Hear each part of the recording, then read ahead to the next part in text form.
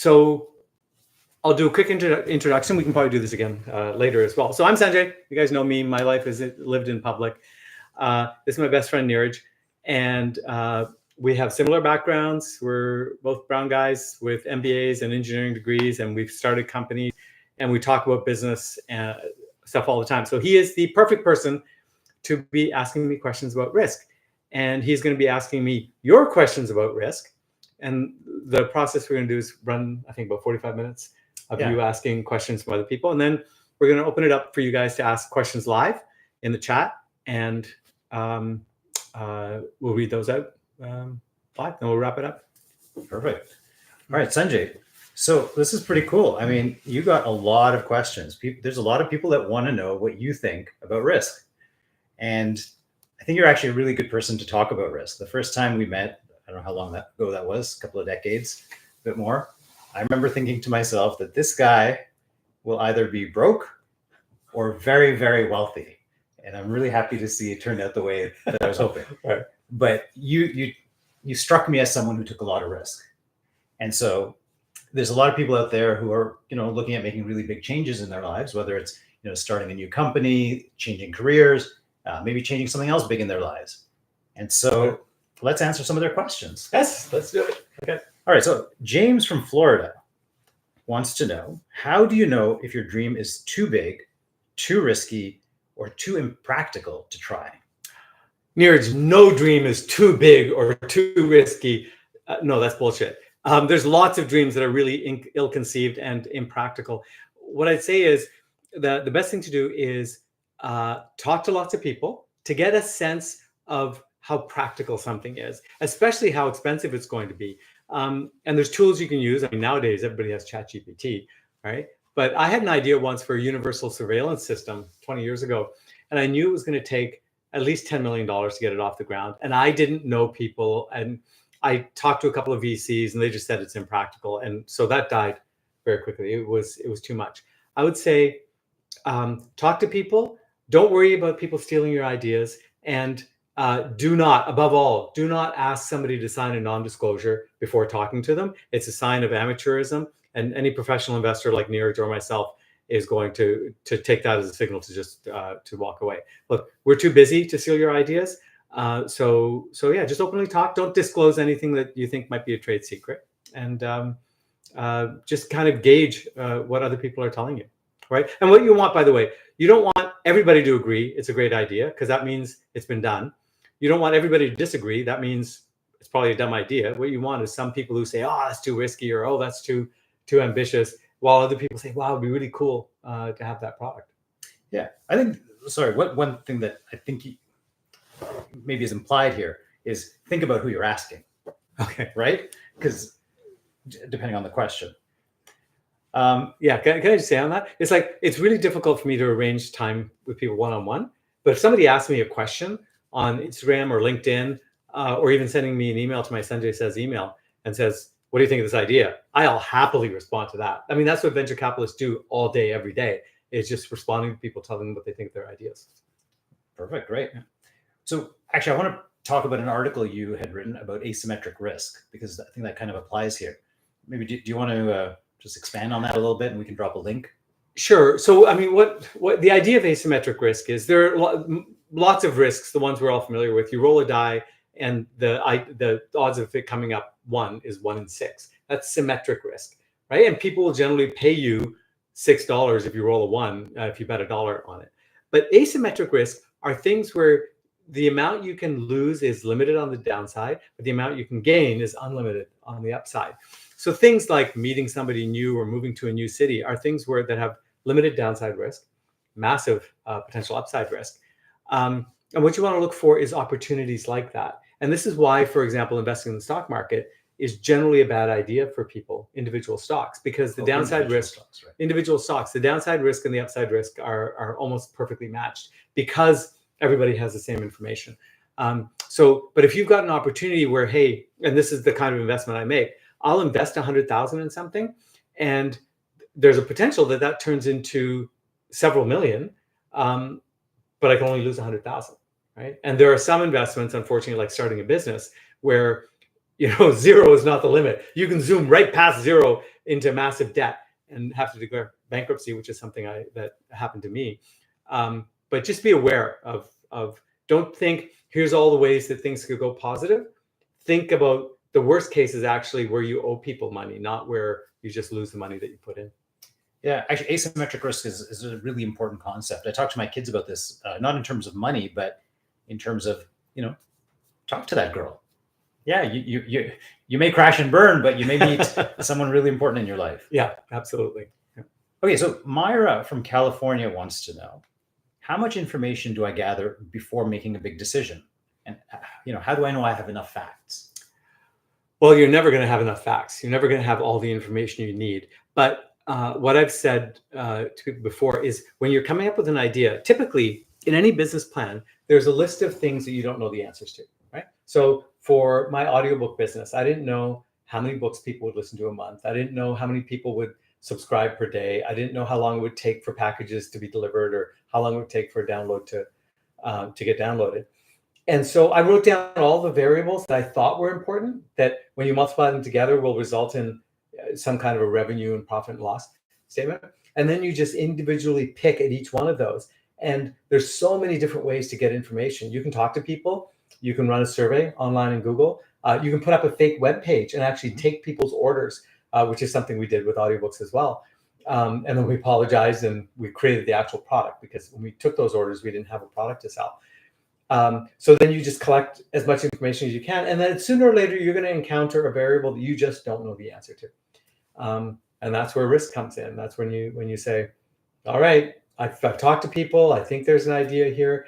I believe that this is going to work. And that's really, really important. You got to believe that it's going to work. And then get out there and try. Yeah. And I think it's important to gather facts, but you have to stop at some point, right? Otherwise, you get the paralysis analysis. Yeah, absolutely. Do you have any kind of rule of thumb for when to stop? Well, I mean, I'm headstrong, you know this, right? And so it's like, I just want to go, I want to go. And if anything, people have to hold me back to say, hey, shouldn't we collect a little bit more information? So I've got the opposite problem of wanting to go in too fast. So what I would say, maybe the best thing to do is surround yourself with a variety of really good people, people who've done what you want to do, ideally. But typically if you're younger, just starting out, you may not know that many experienced people. What I would say is have some pessimists, have some optimists around you, so you actually get the breadth of opinion, and make sure that especially the people you disagree with, those are the people you need to listen to the most. There's always a grain of truth in what they're saying, right? So if they're saying, hey, my business school professor with my very first entrepreneurship idea of delivering videos to people's homes, he said, 7 people have tried this before and they all failed. Can you explain why? And my dumbass answer was, I'm smarter than they were, and that's why I'm going to succeed. If I had done the proper analysis, I would have realized that it was a marketing problem and there was no efficient way of telling people that the product existed. And I got to say, by the way, that's the number one problem you're going to encounter. I mean, there's cash flow, there's all kinds of problems, but if you have a product, the world will never be a path to your doorstep. Okay? Doesn't matter how good the product is. You have to find a way to tell people about it cost effectively. And that is one of the biggest challenges in any business. Yeah. I mean, okay, sorry, I had a question, but now I've forgotten it. Anyway, okay. Let's go on to the next question here. Okay, well, going back to when we first met, you had at that time just, let's just say, closed your last business and were in the midst of reinventing yourself. So, you're a self-made man. Are you talking about my poker career? Is that the... Yeah, right. That was around the time. Okay. Yeah. All right. Yeah. I think that's when we met. So you've taken a lot of risks to actually arrive at this place, right? So let's talk a little more about risk taking in business. So a lot of people get stuck at the idea stage. And so this is, I guess, coming back, maybe a similar theme, right? So you have an idea. How do you know it's worth acting upon? I mean, okay, so there's a few ways to look at this, right? Is the idea big enough, right? Is there a market for it? Is it easy enough to make the product, right? And so I think on all of these on all these questions, you have to get out there and get answers to the questions. In terms of making a product, one thing that internet tools and software in general let you do now that wasn't possible when I started out you can prototype anything really, really quickly. So what I would say is figure out some version of the product that either looks like the product you want or operates like the product you want. Create it using prototyping tools. And if you don't know how to do that, then you should go to a website like Upwork and go hire a freelancer who can build something for you. And get something that, like on an iPad or on an iPhone, that you can show somebody and say, look, here's what the screens are going to look like.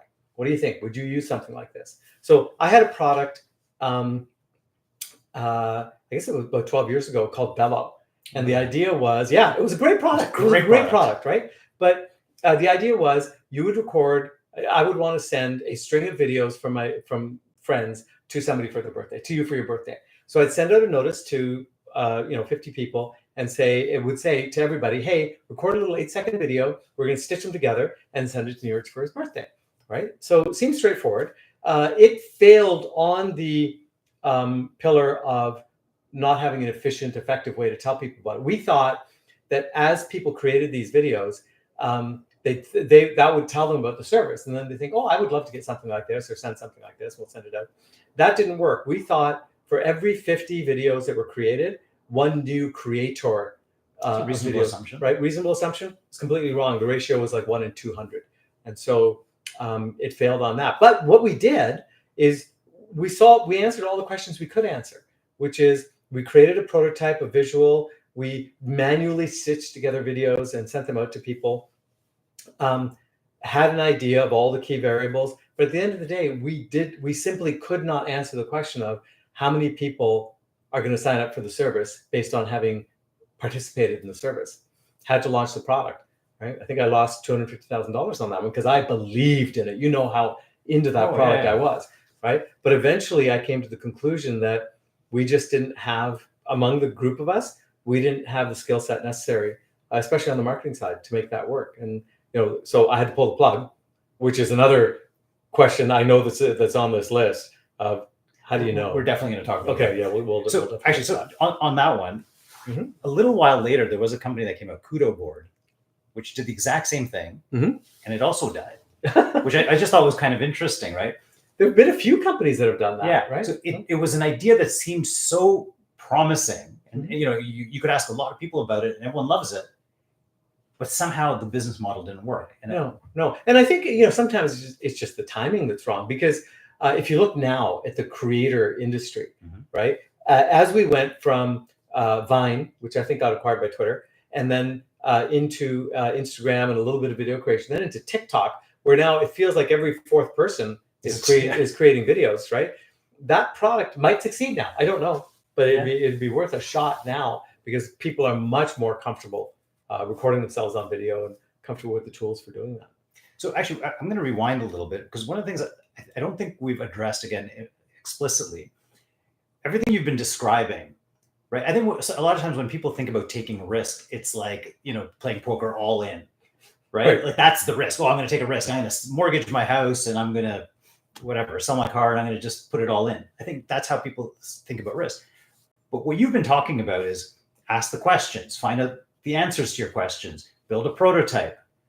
So you actually take a pretty, engineered approach to risk. Do you want to expand on that a little bit? Well, I mean, I believe in minimizing risk, right? I mean, there's so many beautiful little nuggets of information or wisdom inside the area of risk. Certainly one of them is as you figure out there's never just one risk, right? There's all these different risks in a business. So you try and figure out what the answers are in each area to minimize the amount of uncertainty in that area. So for example, around the time I got into venture capital, software was starting to take over everything. The reason software took over everything is because the risk of technical failure was really, really low. Whereas before that, it was things like cars and spaceships and towers. So there was a risk you just wouldn't be able to build it, right? And then there was a risk you wouldn't be able to market it. Whereas with software, there's really no risk that you can't build it. But the huge risk is going to be on the marketing side. And that's when venture capital just kind of took off. And now software rules the world. So some other examples of risk nuggets are, and you use poker, the example of being all in. So here's if you don't know, the absolute best hand you can have in poker is two aces to start in Texas Hold'em poker. You are the odds-on favorite against any other two hands. So if it's you and one other person, and you've got pocket aces, right? And let's say even the other person doesn't have the same hand, and all the money you have in the world is $1 million. Should you bet $1 million on that hand, right? No. And the answer is no, right? Even though you've got the best hand possible, even if you have a business idea that you think, I've calculated all the risks, this thing's got a 90% chance of success, right? You still don't bet everything you have, because being out of the game is much worse than just failing once.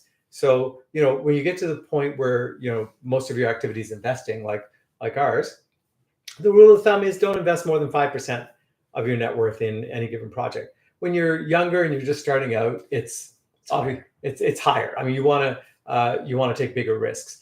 And also, before you declare bankruptcy, before you have a family and kids and a lot of obligations, you can afford to take bigger risks, right? But the best poker players in tournaments, if they get aces on their first hand, I've seen them throw it away because there's 8 other players who come into the hand, and somebody goes all in. And you just don't want to take that risk on the first day of the tournament. You want to wait long enough that luck gets weeded out and skill starts to come in. And with entrepreneurship, I mean, one of the best quotes on entrepreneurship I ever heard was from Vinod Khosla from Sun Ventures. And he said, entrepreneurship is a matter of staying alive long enough to get lucky. Yeah, I've heard that same thing said in many different ways, right? And so I think it's an important part of risk is how much to risk, how much of your capital. Right. And it's almost never 100%. Yeah. I actually don't think it should ever be 100% because then you're out of the game. Yeah, and you also shouldn't borrow to invest, right? Investing should be done with money that you've saved, right? I mean, that's not entirely true. I mean, you get investors, right? You can borrow on credit cards, some limited amount, right? But not past your ability to service that debt. Yeah, very, very important things to keep in mind. Risk mitigation and staying in the game. Yeah. Also, just on the staying in the game part, one of the reasons is, like I say, with the aces, it's like you can do everything right. You can do absolutely everything right, and the odds are in your favor at every single stage, and you can still fail because of market conditions, or a terrorist attack, or or a tsunami in Japan. At one point, I was going to or tariffs. That's right. Who knows what's going to happen? So you can do everything right, and it's with my business failures, especially. There's been this constant stream of. I've had 3 big business successes, 6 big business failures, and with every failure, it was like, God, Jesus, what could I have done better? And you always learn something. It's worth doing the postmortem. I remember when I look back at the Velo, at the image stitching software, one of the questions I asked the founder when I invested in the business was, what could go wrong? And she said, nothing. This is a sure thing. And I was too inexperienced at that point to push back and say, that's ridiculous. Yeah. If you haven't thought about the failure scenarios, then we have a problem. I need to know the details of what could cause this to go wrong. So if you think something's a sure thing, please connect with me. I'll tell you all the reasons why it's not a sure thing. Yeah. So actually, that's another really great question to ask yourself before taking a big risk. And as a risk mitigation tool, not necessarily as a way to talk yourself out of it, but as what could go wrong. Right.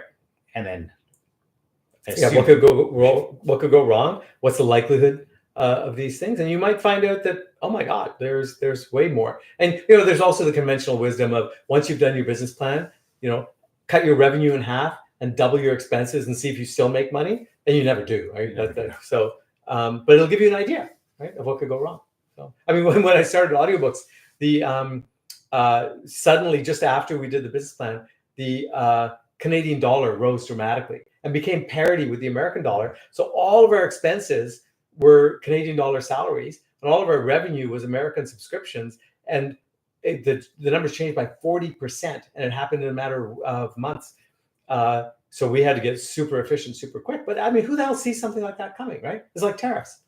Yeah. Well, no, that's a great example, right? Of something that you wouldn't have thought to ask yourself. It wouldn't be anywhere in your plans. Right. But yeah, you can do everything right. Luckily, you managed to navigate through that. We navigated through that. Yeah. So, okay, I can't remember. I'm sure you've written articles on this, but what are, like, you've taken some risks that have worked out and you've taken some risks that have not worked out.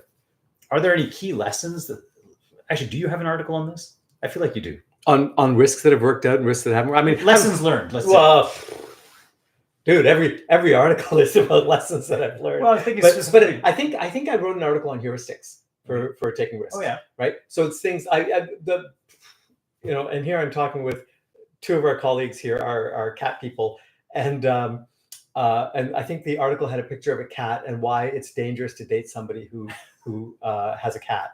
But there were 5 useful heuristics there about little points that you can take away, things you can look at that'll give you an idea of whether something's going to work or not, right? And so we'll post a link to the article in here, and people can take a look at that.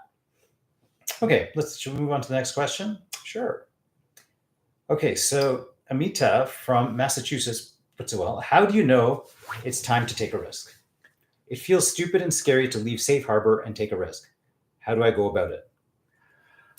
Wow, that's a good one. So unfortunately, in my case, I'm going to ask you to answer this one in a second, because in my case, my risk tolerance, risk profile is off the charts. And so as soon as I became unhappy in my job, each time I decided I'm just going to go off and leave my job, leave my comfortable salary, and go to take a risk. And my parents, my wife, my friends were always like, "What are you doing?"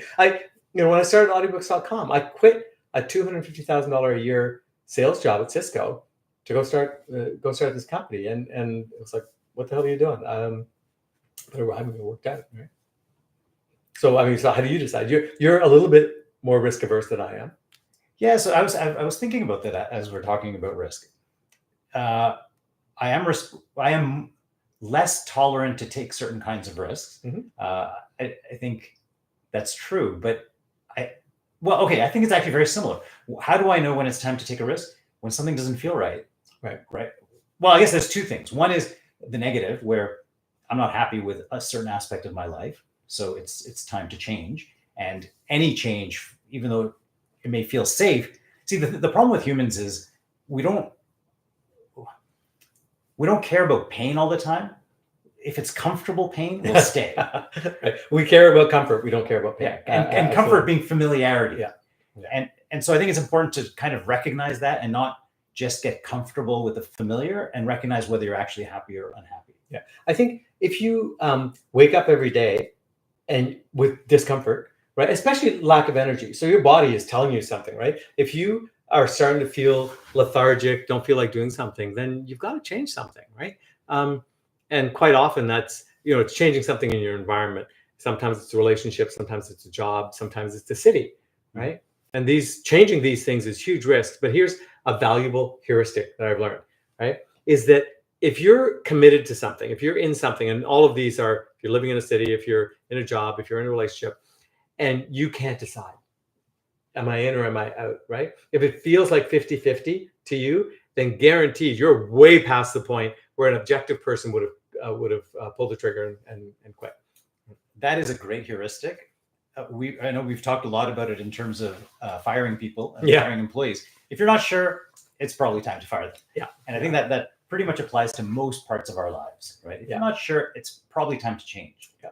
Yeah. My heuristic now on that is the moment it occurs to me that I might have to fire this person, that's the time to have the conversation. And sometimes it's happened that somebody's got a good explanation for what they've done, or I'm able to convince myself that I shouldn't do it. But most of the time, as soon as you think, should I quit this job? Maybe I just need to fire this person. That's when you need to start digging deep into that hole and getting answers. And obviously everyone's a little different in terms of how much excitement that they need in their lives. And I think maybe that's where you and I differ a little bit in terms of our risk profiles. But I think it's important for everybody. Like, life needs to have motion. And I think, as soon as you get into a routine for too long, there's some risks. There are some risks attached to doing that too, right? There's the risk of non-action, which I think is really important. How do you deal with fear and self-doubt? Well, I don't know, meditation, therapy. I've been seeing a therapist for 25 years, pretty much continuously. So, if I was to talk as much as I want to talk to other people about my fear and self-doubt, I would have no friends, right? That's why I need a therapist. So, how I deal with it is talking about it, right? And there's no such thing as somebody who doesn't feel fear. Right? It's what bravery is feeling the fear and then doing it anyway, right? The fear is telling you, sometimes you feel something that's fear or feels like fear. And it's not, it's just excitement, right? And you can get scared away from that, right? We are terrible as humans at determining what our feelings actually mean. All it is a feeling, right? It's like a soundtrack to your life. Whether it means something or not, that's a very different process from feeling the surge of whatever that thing is that's occurring in your life. I know we're talking about risk, but let's talk about this a little bit, because I think this is an important topic, right? Because I think, it's attached to risk, right? Because why do people not take risks? Because there's fear. Because they're afraid, right? Right. Exactly. And so I think, but what you're talking about is sometimes we identify too much with those emotions that we're feeling, and we give them a lot of meaning, and then they often stop us from taking the correct action. Right. So here's something that I'm hoping will help everybody. Okay. I've taken two of the biggest risks you can take in life. One is getting divorced, and the second being going bankrupt. And what I can tell you from having spoken to many, many people who are on the precipice of those decisions, is that it feels like a void, a black hole opening up in front of you, and you're just going to disappear into that. You can't possibly make that decision because this void is going to swallow you. And what I can tell you is there's light on the other side of the void. And one of the happiest times of my life was just after I declared bankruptcy the first time, the only time, just after my personal bankruptcy 30 years ago, where there was 6 months of recovery. I was depressed. I was living at home. I was fortunate to have support from friends and family, but it's unlikely. I mean, if you're watching this, if you've got a YouTube account, you're on, it's unlikely that you're in a position where you're going to be destitute if you take a big risk. Fall back on the support that you have. There is light on the other side. It's, don't take stupid risks. Don't bet everything on something that's like a 50-50 chance. But there's light on the other side. So how do you know when you're taking too much risk? Well, there's no such thing, because you will be fine, right? You'll learn a ton. You'll come out of it on the other side. You'll get up, you'll shake yourself off. I had 2 massive failures before I had any kind of success. And the failures continue. It's easy to think that I've somehow learned something. And I mean, I've learned something over the years. I make different mistakes every time now, but oh my God, there's so many fields of endeavor to make mistakes in that I'm just going to keep on making them until the end of my life. I think there's an unlimited way to make mistakes. There's an unlimited, absolutely. If you want to be a success in life, make your goal making as many mistakes as possible. That's a good one. Okay.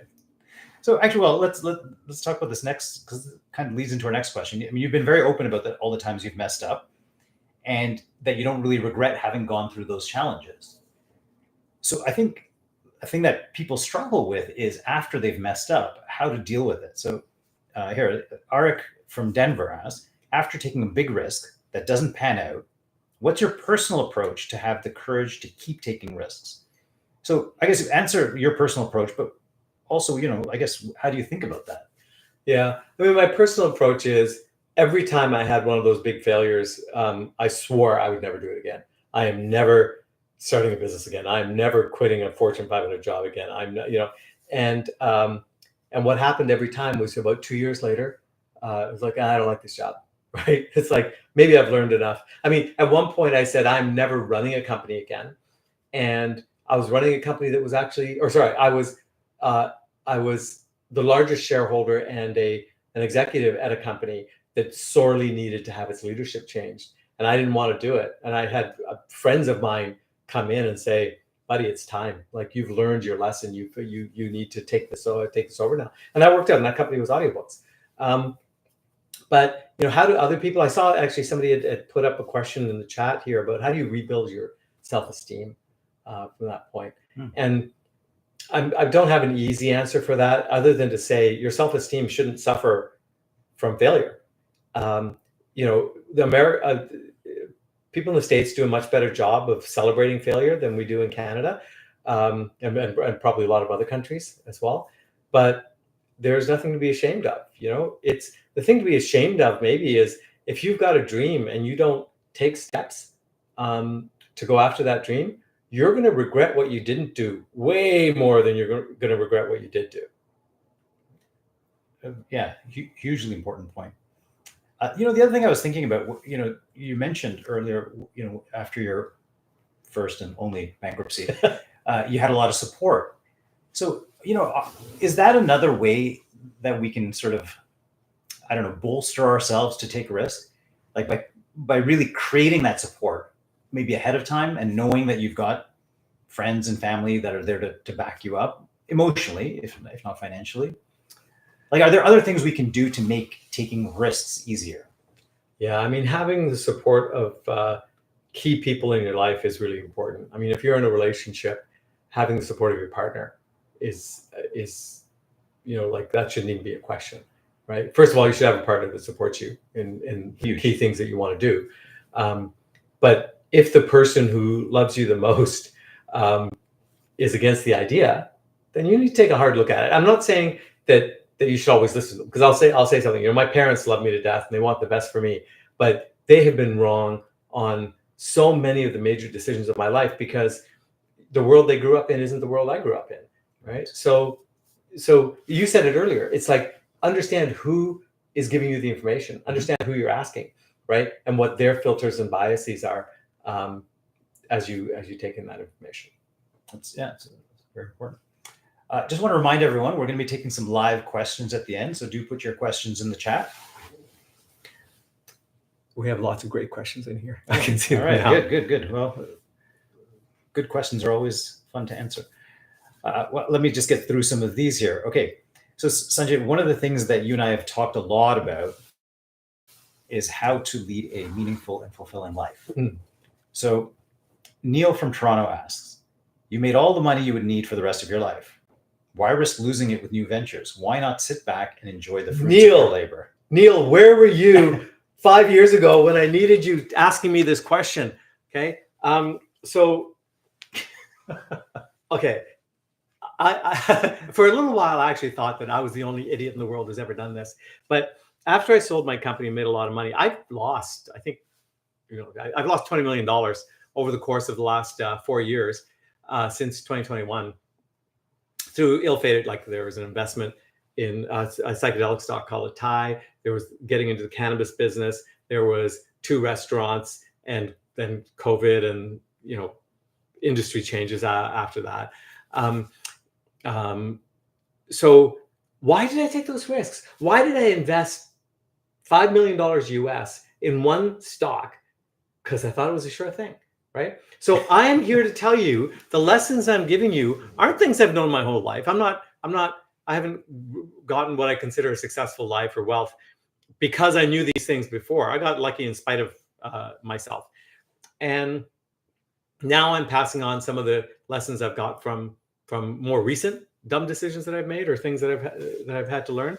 So Neil, the answer is there's no reason to keep on taking those risks. What I should have done is my risks used to be about $100,000 risks, and I would take one and lose, and I take another one, I'd lose, and I take another one, and then it blew up, right? So what I should have done, just for the fun of it, after I made that money, was just keep on taking $100,000 risks, right? Maybe have another one that blows up, maybe that doesn't. Hey, it's something to do. But instead, what I did is I started taking $1 million risks, right? And multi-million-dollar risks, right? And then when those blew up, it wasn't good. So I went through an incredibly stressful time a couple of years ago, not because I had devastated my fortune, but because the trajectory looked so bad, and also the self-esteem was hitting me. It's like, shit, I thought I knew what I was doing. Like, what the hell's happening? What's happening? Like, every one of these risks was well thought out, planned out. I had good people around me. I wasn't going to run out of cash, but it failed anyway. And that's the lesson. That's the lesson. You can do everything right and fail anyway for broader reasons. So right now you've got inflation and tariffs. Back then you had COVID. After COVID, you had seismic changes in a whole bunch of different industries, supply chain challenges everywhere. So you can do everything right and still fail. So the important thing is to do the assessment, figure out what could I have done differently, what do I learn from this process, and pick yourself up, dust yourself off, and get on with it. Let's dig into that a little bit. Okay, so what would you have done different? Like, so you rewind the clock 4 or 5 years. Mm-hmm. You know, you get the opportunity to invest in a Thai, the restaurants, all these things. Would you have made? Are you saying you would have made smaller investments, or you would not have done them at all? Now, you don't know. Like, obviously, we know in hindsight they didn't work out. Right. No. So the systematic things, the things that I learned. First of all, no more than 5% of your net worth in any given investment. Right. So yes, we both learned that lesson in the last few years. Yeah, that's a very important lesson, guys. Cut that. That would have cut down my investment in a Thai a little bit. What other lessons have I learned? There is one about, I've had I'm not even going to call it misfortune. I've had some business partners that have been challenging to work with. I know lawsuits that have happened, that kind of thing. And I'd love to think that I was unusual in that regard, but I'm going to tell you now, if you have a partner in your business, it's probably 50-50. Given that I've invested in 100 businesses over the course of the last 10 years, I can tell you the chances of a partnership meltdown are much, much higher than you might think, right? They're about the same as, come to think of it, as a divorce, right? Marital.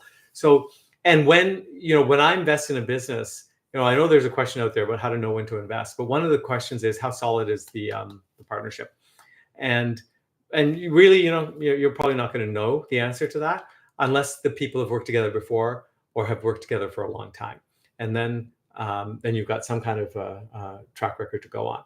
But the lesson to take away is until you know somebody quite well, I would say limit the amount of trust or investment that you put into that relationship. And so I would say, and this is true in life in general, friends you make quickly, you're going to lose quickly. It's one of the things my parents told me that actually turned out to be correct. But as you get to know somebody, if you meet somebody new and they seem, like really competent and they know what they're talking about, they have an idea, and you think, wow, this is great. I love this person. This is going to be great. And you just met them.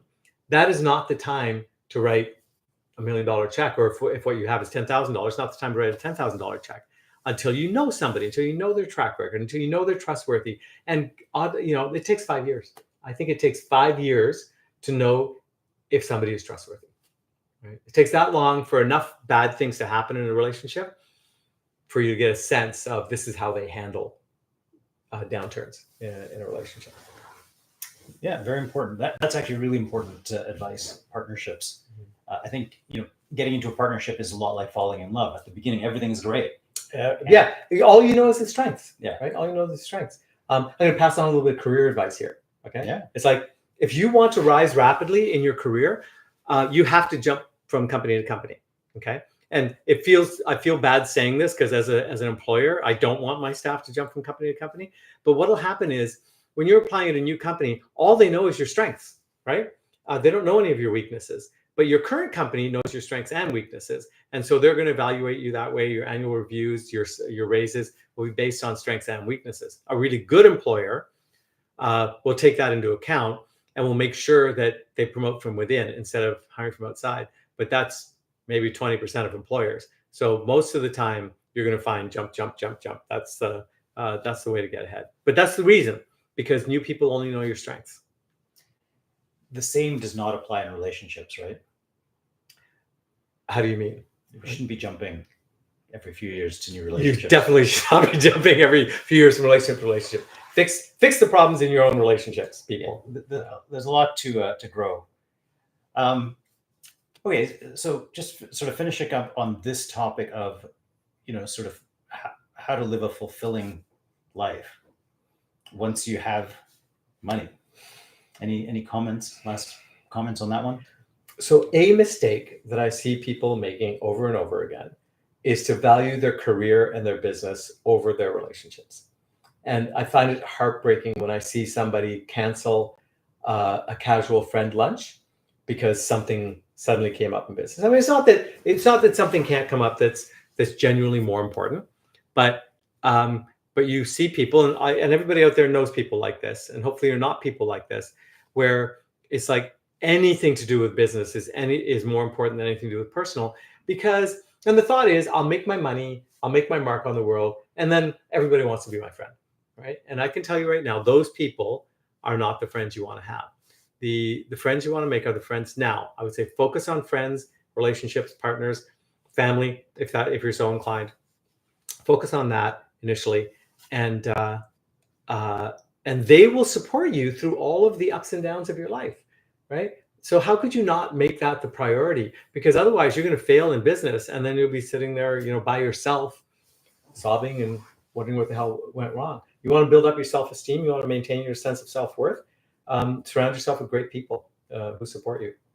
Yeah, or you're going to succeed in business and have a lot of money and be surrounded by people that only value you for that. Yeah, absolutely. Which neither one of those is really great. Well, and a little corollary to that, and this applies to personal relationships as well as business, is the best way to surround yourself with great people is to be a great people, right? So you should find the people that you like, connect with, and be very supportive to them, right? The best way to be liked is to like other people and to show that.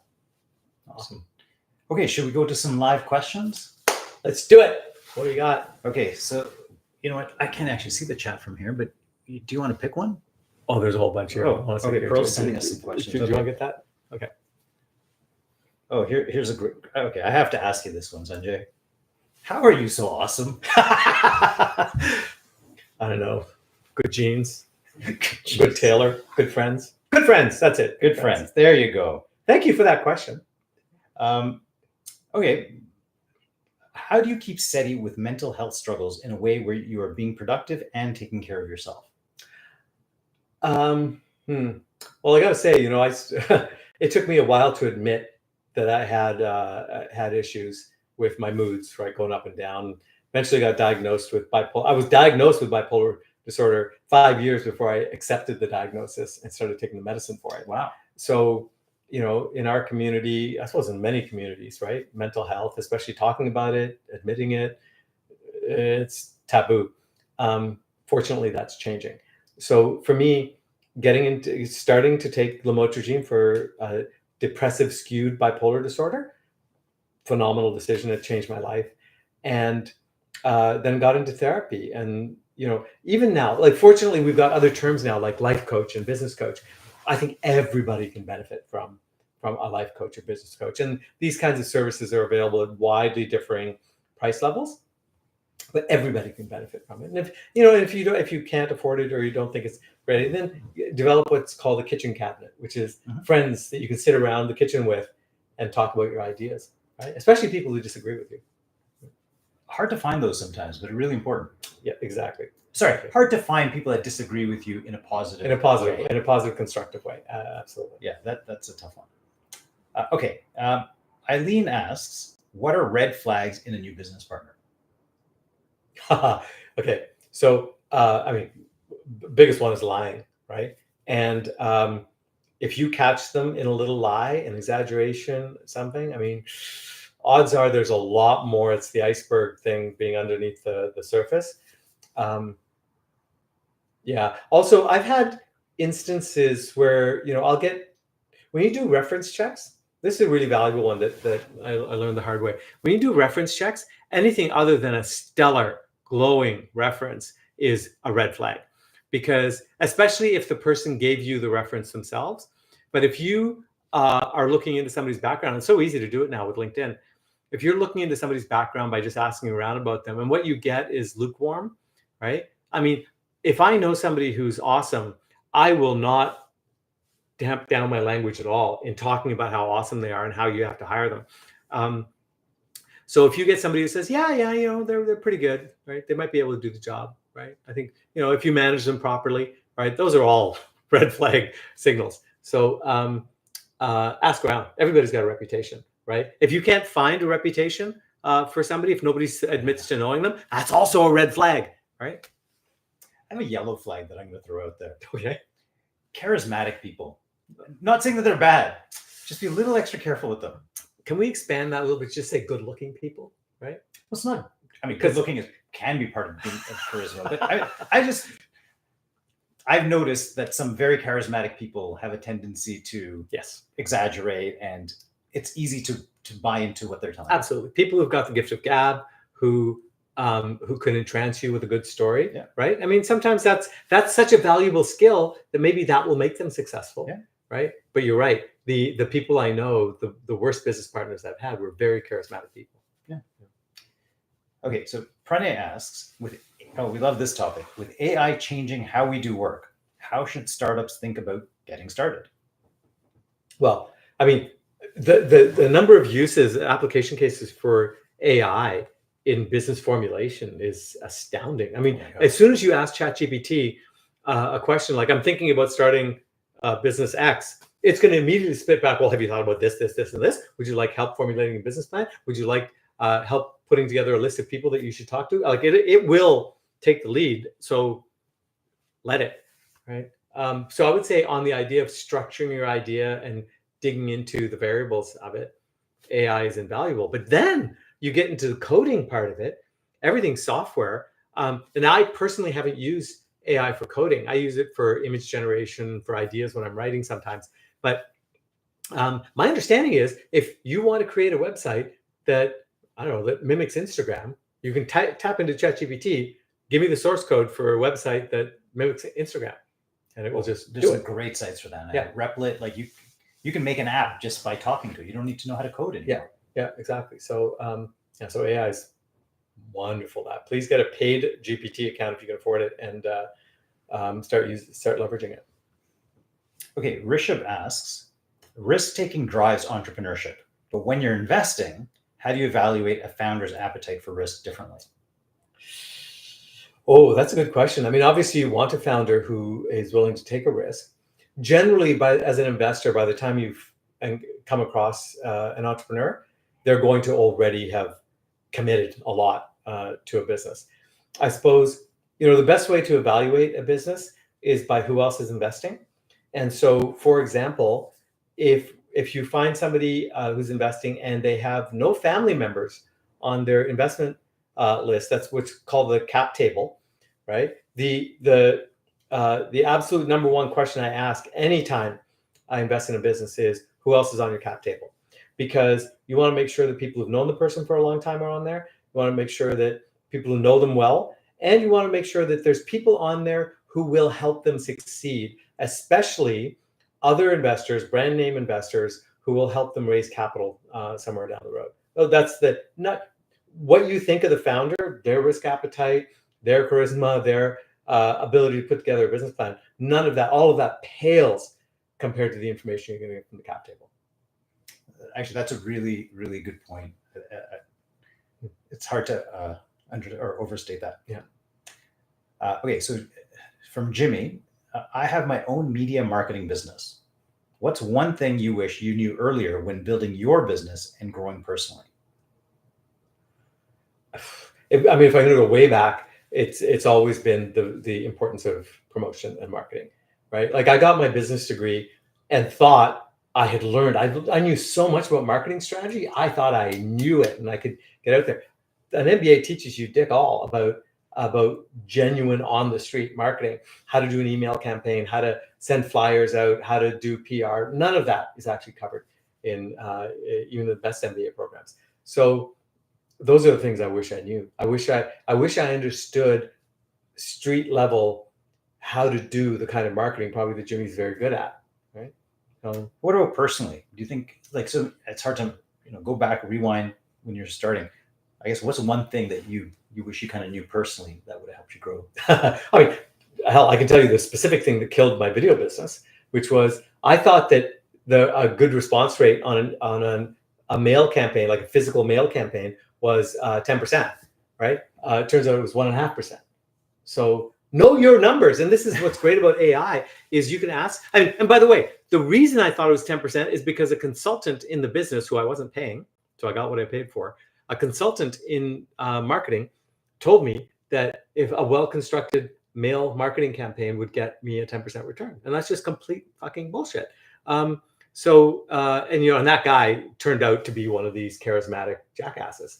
So I would say, as you figure out what your critical numbers are, right? There's so much data out there on the internet right now. Here's another example of something I learned was US public companies have to file something called a form, I think it's a 10K, right? And what that does is it's more detailed than their annual report, and it discloses all of the risks in their business. So if you can find a public company that does anything remotely like what the company you wanted to start is doing, if you look at their 10K, you will gather so much information. I mean, I remember when I looked at Audible's 10K when I was starting the audiobook business, it was like, oh my God, I can't believe they're telling me this information. Oh my God, this is like it's like it filled out half my business plan. It was amazing. Oh, wow. So, yeah. Well, I like this question. Let's talk about the difference between an adrenaline, like in risk, right? There's the adrenaline rush from a risk, but then there's also sort of this steady fulfillment. So Monty asked this: how do you view the relationship between an adrenaline rush versus steady fulfillment? Wow. I mean, I think what you want in life is a little bit of both, right? So, and if you look at it, like steady fulfillment comes from, a meaningful career, good relationships, right? But you're not going to get an adrenaline rush from those things, right? Bungee jumping or a music festival, I guess, give you the adrenaline rush. So I would say you have to have a little bit of both, but don't ever confuse a continuous adrenaline rush with happiness, right? It's going to result in a crash at some point. You need to have those sources of low level, let's call them dopamine hits, right? So reading or watching TV or talking with friends as opposed to doom scrolling or playing video games. Yeah, I think it's important to know where you're getting what kind of enjoyment, right? So if you're trying to get your adrenaline rush from your business, that could probably lead to some problems. Yeah. Sorry, I just put that into my own context here of what an adrenaline rush from business looks like. I mean, there's times. So I did this one time. We did an ad campaign for audiobooks where we showed pictures. It was George Bush Jr. at the time who was president, and we showed the billboard campaign idea was a big picture of George Bush looking confused, and the caption was, "Want to read more? Listen to the audiobooks," right? And the moment before I called the billboard company and said, "Okay, make it live," that was, I don't know if you call it an adrenaline rush. There was a rush of something, right? And make it live. It was a huge success.